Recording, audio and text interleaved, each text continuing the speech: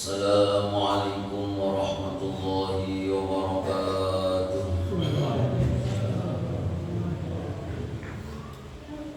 Bismillahirrahmanirrahim. Alhamdulillahi rabbil alamin. Wal 'aqibatu lil muttaqin wa la 'udwana illa 'alal zalimin. Allahumma shalli wa sallim wa barik ala sayyidina wa maulana Muhammadin wa ala alihi wa sahbihi ajma'in. Subhanaka la ilma lana illa ma 'allamtana innaka antal alimul hakim. Rabbi shrah li sadri wa yassir li amri wahlul 'uqdatam min lisani yafqahu qawli. Wasaddid lisani wahdi qalbi bi jahi nabi wa ali nabi sallallahu alaihi wasallam, amma ba'd. Bismillahirrahmanirrahim. Qala al-musannif rahimahullahu ta'ala wa nafa'ana bihi wa bi jami'i 'ulumi fid dharain amin. Hikmah yang kedua, iradatuka tajrida ma'a iqamatillah iyyaka fil asbab minas sahwatil khafiyah wa iradatukal asbaba ma'a iqamatillah iyyaka bitajridi inkhitatun anil himmatil aliyah. Hikmah yang kedua daripada kitab Al-Hikam bermula menghendaki engkau akan tajrid serta menempatkan Allah akan engkau pada asbab, maka yang demikian itu merupakan keinginan jahat yang tersembunyi. Dan menghendakinya engkau akan asbab serta menempatkan Allah akan engkau pada tajrid itu merupakan penurunan daripada himmah yang tinggi.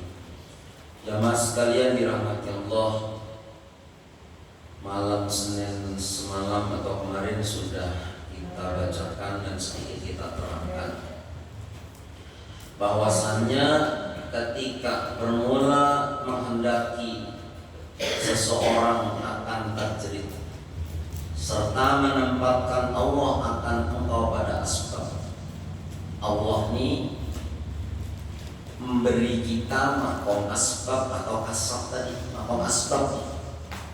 Memang rezeki kita dari situ, pedagang, petani, pegawai, pengusaha, pekebun, itu yang selama ini kita rasakan, kita jalan rezeki melalui asbab.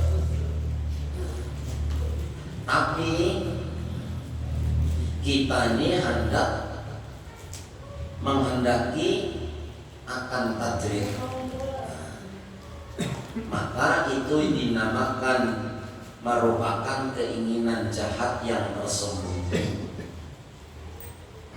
Lalu kalau memang kita keadaan makom kita makom asbab, mencari rezeki itu usaha dulu baru dapat rezeki, baru dapat gaji, di situ aja kita kita tekuni, asalkan di dalam makom itu, makom asbab itu kita ibadah kada terganggu umpamanya. Ayo jadi kada melarang aja pegawai kada jadi apa. Yang penting di situ ibadah kada terganggu. Lawan yang kita kerjakan itu tidak bertentangan dengan hukum syariat, monggo. Selama hasil daripada asbab atau kerjaan kita itu halal dan waktu kita asbab bekerja itu tidak mengganggu ibadah kita, maka makom itulah makom yang dikehendaki Allah. Itu berarti makom kita di situ. Kullu muyassarun liman khuliqa. Setiap yang dimudahkan bagimu itulah profesi kamu.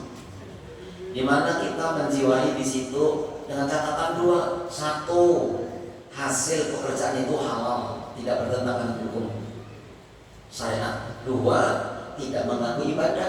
Maka nikmati saja kita makom di situ. Jangan berjujur hendak kita ke makom tajrid, makom yang khusus bagi orang-orang dipilih oleh Allah tanpa usaha rezeki dicukupi. Nah, itu kan adab namanya. Lalu ada orang yang dikehendaki Allah makamnya makam tajrid, artinya usahakan tapi usaha tapi dicukupi Allah. Lalu ini hendak keluar ke makam asbab, maka itu adalah jadi merupakan penurunan daripada himmah yang ini. Artinya tadinya himmah tujuannya bagus, sudah naik derajatnya, malah ini keluar ke makam asbab, maka itu nanti turun derajat, nanti jadi bupati, jadi RT. Nah itu contoh memang. Nah, maka kita selama dalam makam asbab itu jadi apa saja yang mendatangkan rezeki, itu jadi apa aja profesinya. Yang penting satu, kerjaan kita itu kadang melanggar agama, hasilnya menjadi halal dan tidak mengganggu ibadah kita, itu dinikmati.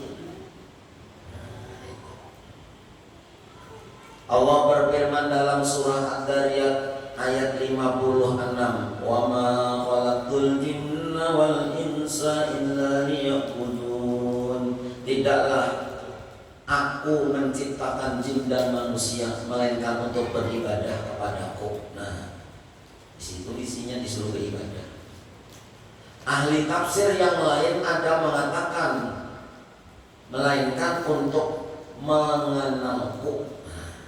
Jadi ini teks pertama, tidaklah menciptakan jin dan manusia melainkan untuk beribadah kepadaku. Sebagian ahli tafsir mengatakan tidaklah menciptakan jin dan manusia kecuali untuk mengenalku. Karena memang diri Allah itu menciptakan manusia ini supaya Allah itu dikenal oleh manusia ini. Dikenal siapa aku, ya Allah. Siapa diriku ini, siapa? Yang menciptakan langit bumi siapa? Jadi supaya kita sebagai ahli tafsir mengatakan kita diciptakan ini untuk mengenal diri, mengenal Allah. Amun kita kenal Allah, memahami Allah, dasar betul-betul kenal dan memahami lalu patuh kepada Allah, maka itulah surga dunia di situ. Tidak ada kenikmatan yang paling nikmat dari pandangan orang-orang yang arif billah, orang yang mengenal Allah, kecuali orang itu betul-betul kenal dan paham. Karena orang yang marifat itu hatinya tenang, senang terus, ada kamus stres. Bila orang itu betul-betul marifat kepada Allah, senang terus. Apapun problema yang dihadapi, senang terus, bahagia terus. Itu.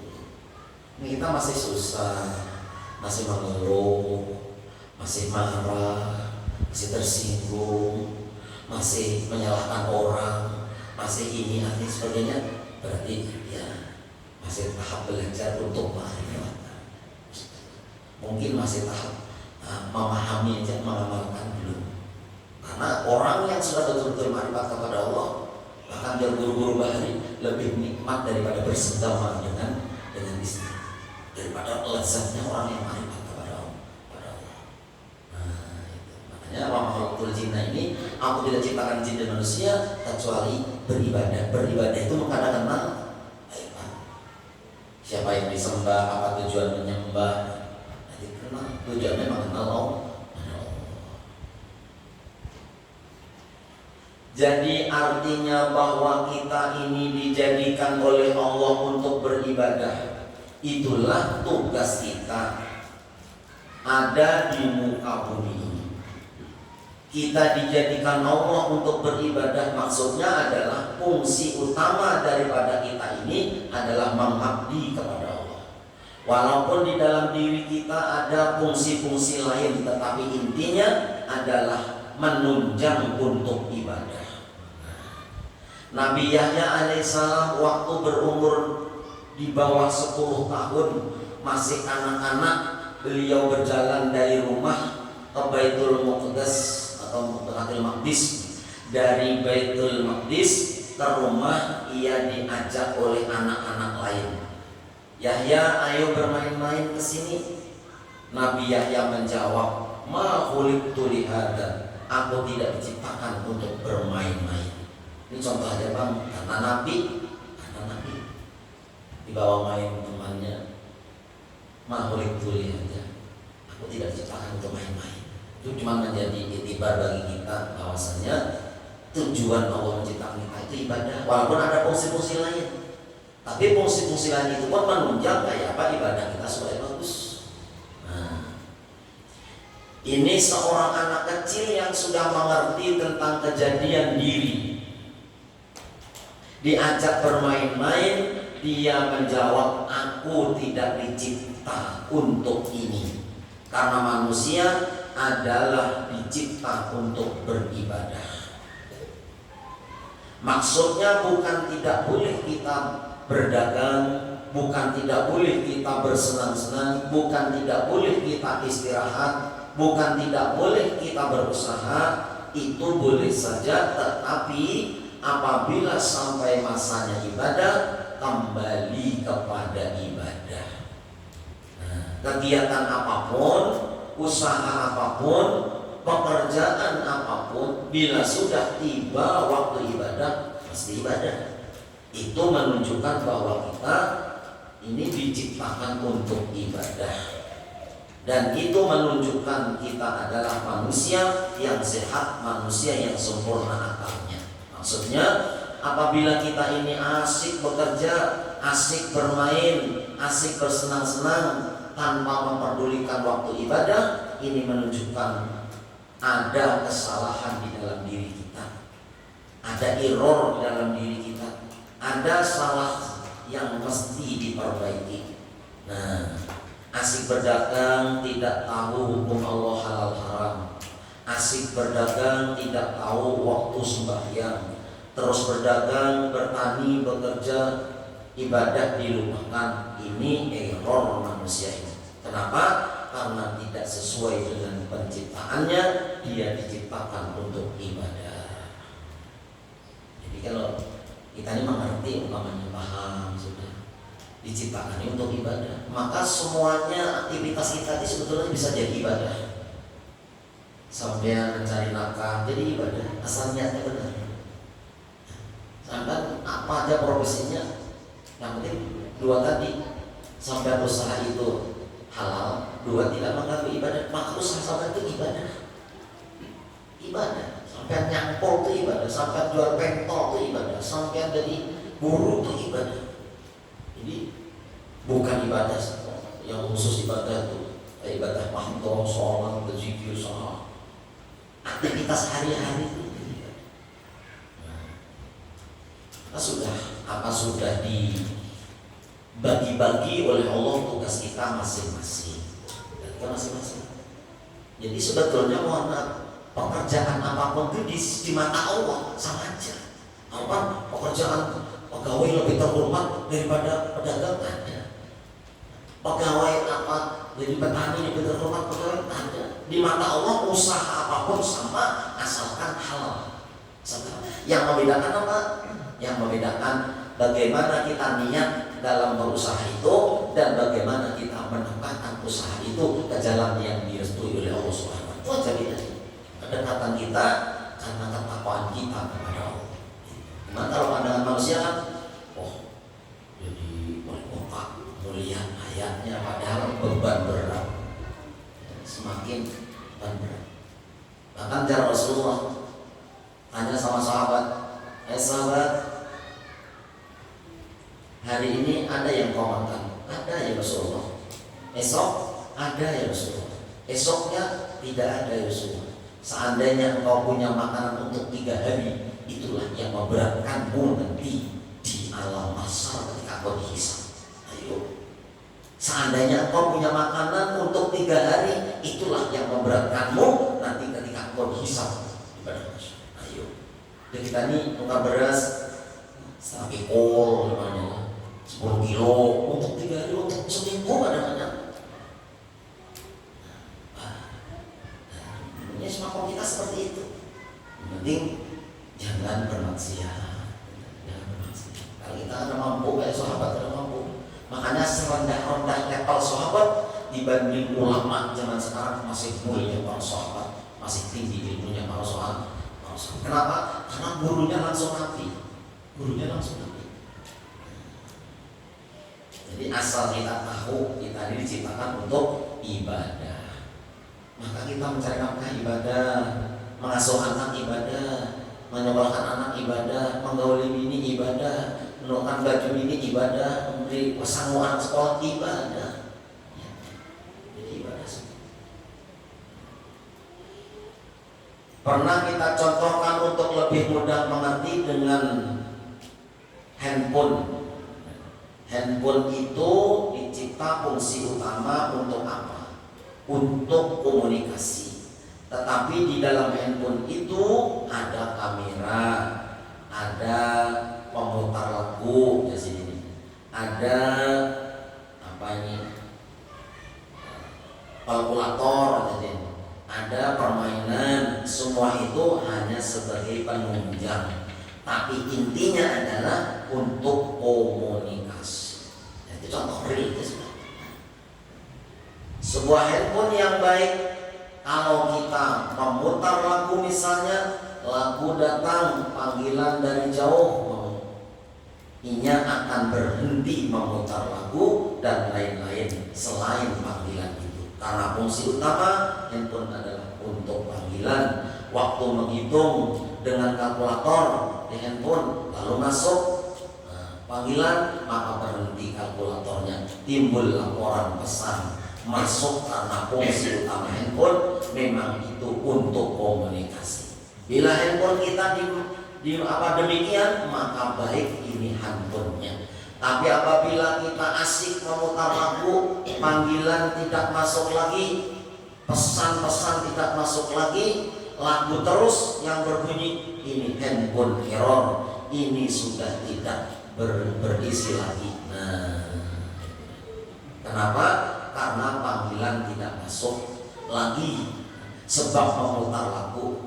Ini handphone sudah perlu diperbaiki, dan handphone ini harganya murah karena rusak, karena fungsi utamanya tidak berfungsi. Demikian manusia yang sibuk dengan pekerjaan tanpa menghiraukan ibadah, ini manusia murah harganya di sisi Allah Subhanahu wa Ta'ala. Itulah sekedar perbandingan fungsi kita diciptakan oleh Allah Subhanahu wa Ta'ala.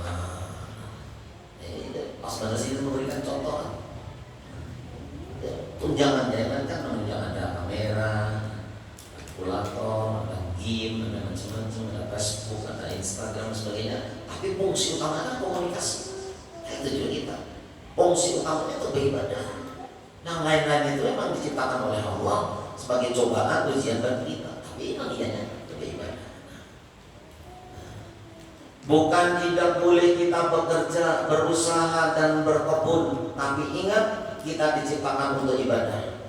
Kita seringkali memikirkan perluasan usaha, dan usaha ini ada usaha ini diambil, ada yang lain diambil, habis waktu untuk usaha, tetapi untuk ibadah kita tidak ada melakukan perluasan.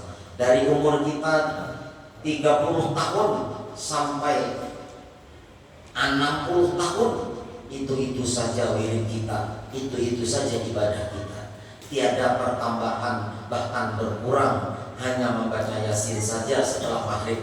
Berpuluh-puluh tahun tidak ada peningkatan. Tetapi kalau usaha begini, bikin ini, bikin itu, tambah ini, tambah itu, bermacam-macam selalu tambahan pemasukan. Tetapi pemasukan ibadah kita berkurang, makin tua makin berkurang. Ini error juga. Jadi selalu kita ingat, kita ini dicipta untuk ibadah. Ada orang dahulu yang ditulis di tangannya huliktul lil ibadah. Nah, itu orang dulu. Memang kalau kita mohon maaf, kita ini bilanya masih muda, masih muda, masih kuat, masih sehat, kuat, sehat. Lalu ada kemauan ibadah, beruntung. Kita ini muda, kuat, ada waktu, lalu ada kemauan ibadah, beruntung. Coba kita, mun sudah tua, isinya cuma mau tapi tak mampu. Sudah tua, ada ke masjid subuh, dingin, bangun wahim, menggigil, ingin aja, tapi sudah tak mampu, tidak ada lagi, cuma mau aja. Nah, banyak tuh sudah yang tua kayak itu. Coba sampai kalau pada percaya, sampai ke rumah sakit, paling sampai duduk 10 menit yang datang orang perok, orang keplek, orang stroke, orang macam-macam yang datang. Ya Allah, kalau sudah kayak itu tuh, jangankan hendak menambah ibadah, mengurus diri aja sudah sulit. Maka beruntung, muda, mampu, mau beribadah. Itu. Karena ada masanya yang kita ini mau, tapi kadang mampu. Apalagi kalau sudah didorong pakai kursi roda, masya Allah. Nah itu makanya termasuk orang yang dapat perlindungan dari Allah. 7 golongan itu termasuk asal an-nasah di ibadatillah, seorang pemuda yang rajin beribadah. Kalau tua memang sudah sewajarnya. Umur 60 kritis, 60 antara 60 70 ya sudah harus betul-betul condong kita ke akhirat. Sudah bila 60 atau 70 harus condong betul-betul ke akhirat. Dunia seadanya aja sudah. Kalau masih umur 30 ke atas, 40 masih dimaklumi. Tapi kalau sudah 60 menuju 70, ini sudah harus betul-betul cenderung berat akhirat, kerja asal makan kawan sudah. Bapak hendak jadi pegawai ada apa lagi? Jadi apa-apa cukup ini nih. Antara 60-70 nih, apalagi 70 lebih nih, sudah ayo beratkan di situ karena sewaktu-waktu dipanggil oleh Allah. Kita tahu kita. Nah, walaupun ada menghalangi kita, boleh aja berusaha dan sebagainya, tapi minimal di titik beratkan akhiratnya. Ibarat hari ini sudah sanja benar, Pak Maghrib sudah, Pak tenggelam sudah matahari, masih ribu ke sini. Padahal kehabisan kita, hendak kita hadapi ini apa? Menuju akhirat, matinya nyaman, di dalam kubur nyaman, dibangkit nyaman, kan itu sudah. Tuh sudah makan apa aja sudah, naik mobil apa aja sudah, apa aja kenikmatan dunia sudah semua, tinggal kita meniti kenikmatan yang abadi. Karena dunia ini berpindah sudah habis. Mimpi, ayo percaya dunia ini mimpi. Mimpi itu kayak apa? Biar asik, tenang, mimpi asik. Bangun, mimpi sekalinya. Kita juga kehidupan. Begitu mati, di dunia semua itu mimpi aja. Buktinya nggak ada lagi. Ada kembali, ada hal lagi. Mimpi ya. Nah nyata itu. Mulai kita masuk kubur itu yang kata. Tidak batasnya. Miliaran tahun hidup terus. Di dunia ini, ya panggung sandiwara. Peran apapun yang kau perankan diberi oleh Allah, tidak ada ngaruhnya bagi Allah, sama aja. Yang penting apa? Bagaimana kau memerankan peran itu dengan baik. Arti dengan baik apa? Dengan tujuan beribadah tadi. Ya, mau jadi main film, ada yang jadi raja, ada yang jadi pembantu. Padahal permainan aja. Baiknya menurut sutradara bukan karena dia jadi raja itu baik kan? Tapi bagaimana dia memerankan, walaupun dia jadi membantu, kalau orangnya bagus, sukses berarti. Walaupun dia jadi pembantu, tapi memerankannya merasa di hati benar, menjiwai seakan-akan pembantu bujuran, sukses tuh. Walaupun ditugaskan jadi raja, di drama atau di sinetron itu ditugaskan dia perannya jadi raja, tapi kadang menjiwai, berarti gagal. Nah itu juga kita di dunia. Jadi orang miskin, jadi orang kaya, itu peran aja. Kalau kau jadi miskin tapi kau takwa kepada Allah, sabar dalam kemiskinanmu, itulah miskin yang sukses nanti di akhirat. Ada kita kan pandangannya yang sukses itu bila sudah keluarga 3 tahun bikin rumah bagus, nanti 6 tahun mobilnya bagus, tambah lagi 9 tahun punya tanah, punya kebun, bisa sukses. Belum. Itu dunia aja. Mati cerita saja. Ayo, mau kada mau kita nih mati, kita tinggal. Pokoknya kita dulu yang mati, kita mati. Istri masih ada, kada lawas istri kawin lagi. Ayo, anak punya teman lagi di sekolahan rame lagi, kita mau sorangan. Pertanggung jawaban sekarang tahu. Yang jadi pegawai bank tetap banyak yang mengganti, yang jadi pegawai PLN tetap berebut orang mengganti, yang jadi RT lurah rebutan mengganti. Kita bang hari itu apa bekal kita? Sekarang inilah apa yang kau perbuat, itulah temanmu nanti di akhir. Hari ini apa yang kau perbuat, itulah temanmu nanti di kuburan. Beruntungnya biar setumat maghrib isya duduk di majelis ilmu, didoakan malaikat, diampuni dosa dan sebagainya. Masalah paham ada terserah Allah aja. Yang penting hadir di majelis ilmu luar biasa. Makanya ada kita disarankan oleh para habaib dulu, kalau di kampungmu tidak ada majelis ilmu, pindah kau dari kampung itu. Kayak apakah majelis itu? Datanginya. Itu luar biasa. Makanya visi atau misi kita adalah kita disuruh diciptakan itu untuk ibadah. Bisa? 2 menit lah. Ini ada orang sedekah nasi goreng ini hari ini, yang belikan yang harus bayar. Bukan tidak boleh kita bekerja, ini sudah boleh betul ibadah. Orang dulu ditulis di tangannya, hari-hari dibaca. Boleh betul ibadah, harus diciptakan untuk ibadah. Saking apa? Supaya mengingatkan. Jadi biar di daerah Martapura sana itu bila mengubur, kebanyakan di samping rumah, di depan rumah, ya kan? Untuk apa? Memperingatkan diri itu macam mati kayak itu. Bini di rumah nih mati, kita dikubur di hadapan. Bini kawin lagi belikan rumah semalam, ya Allah. Kenapa aku beriman mati ya? Bini kawin lagi. Ayo, itu jadi contoh kita. Bukan karena ada faedahnya ngubur di hadapan rumah, supaya kita ingat harus keluar. Arwah mama di sini, mau aku berbuat maksiat, mama melihat, bisa sudah. Mau aku culas, mama bayi siksa mama. Itu terus jadi peringatan bagi mereka. Karena pandangan orang yang sudah mati lebih tajam dari pandangan orang yang masih hidup. Ini belum tamat, yang bab kedua ini masih panjang pembicaraan. Mudah-mudahan sehat panjang umur, istiqomah menuntut ilmu dan istiqomah dalam beribadah. Berilah al-Fatihah.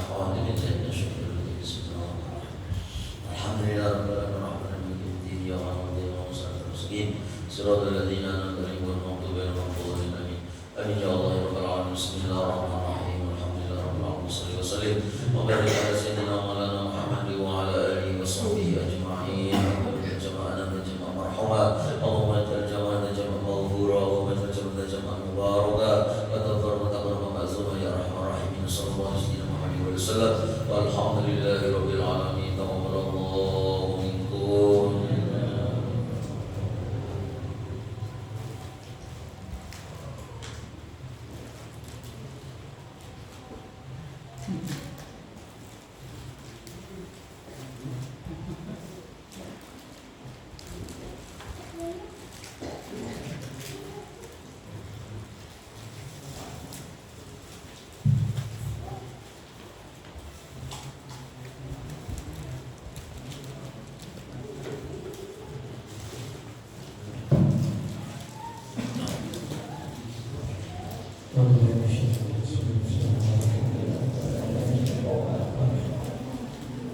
La